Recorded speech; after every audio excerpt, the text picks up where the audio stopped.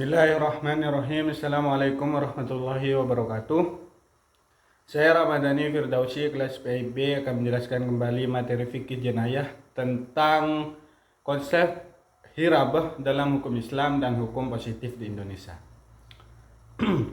Hirabah merupakan istilah yang berasal dari akar kata haraba yuharribu hirabah yang berarti perang. Namun dalam konteks hukum Islam, artinya diperluas menjadi tindakan kriminal berat seperti perampokan bersenjata, penyerangan di tempat umum, bahkan bisa mencakup korupsi. Secara istilah, hirabah merupakan salah satu bentuk kejahatan berat dalam hukum Islam yang melibatkan tindakan kekerasan atau ancaman kekerasan secara terbuka di ruang publik. Tindakan ini bertujuan untuk merampas harta, mengganggu ketertiban umum, dan menimbulkan ketakutan di kalangan masyarakat. Hirabah ini dapat dilakukan oleh individu maupun kelompok dengan menggunakan senjata atau alat yang berpotensi membahayakan. Oleh karena itu, hirabah dianggap sebagai ancaman serius terhadap keamanan sosial dan stabilitas masyarakat. Hirabah menekankan adanya unsur pertama kekerasan atau ancaman kekerasan, kemudian terjadi di ruang publik atau tempat terpencil, kemudian bertujuan merampas harta atau menimbulkan rasa takut, dan dilakukan secara terang-terangan. Syarat sah berlakunya hukuman hidup untuk hirabah: pertama, pelaku itu harus mukallaf. Kemudian korban harus benar-benar kehilangan dan dilakukan secara terang-terangan dan bukan hanya sekedar ancaman kosong.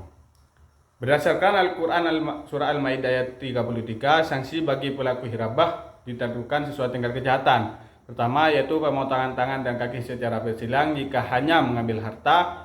Kemudian pengasingan jika hanya menebar ketakutan tanpa mencuri atau membunuh. Kemudian hukumannya hukuman mati apabila pelaku melakukan pembunuhan tanpa merampas harta, dan jika pelaku merampas harta sekaligus membunuh korban, maka sanksinya adalah dibunuh kemudian disalib.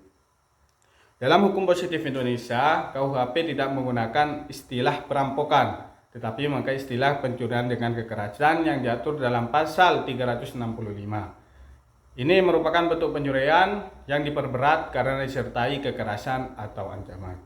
Untuk dinyatakan bersalah atas pasal 365 harus memenuhi unsur mengambil barang milik orang lain dengan niat memiliki secara melawan hukum, disertai kekerasan, dan bertujuan melancarkan pencurian, melarikan diri, atau mempertahankan hasil curiannya. Sanksi dalam KUHP yaitu ayat 1 maksimal 9 tahun penjara jika hanya ada kekerasan desa.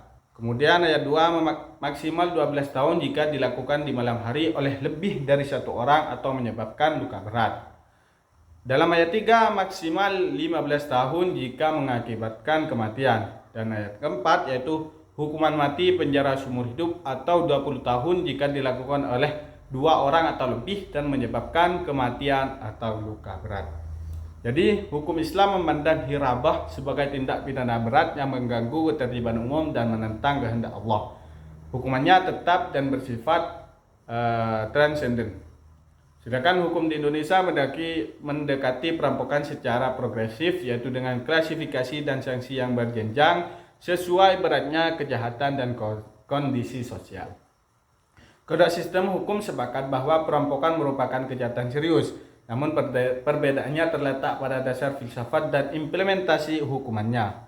Islam berbasis wahyu dari Allah, hukum Indonesia berbasis legal formal yang bisa berubah. Baik, hanya itu yang dapat saya sampaikan. Saya ucapkan banyak terima kasih. Wassalamualaikum warahmatullahi wabarakatuh.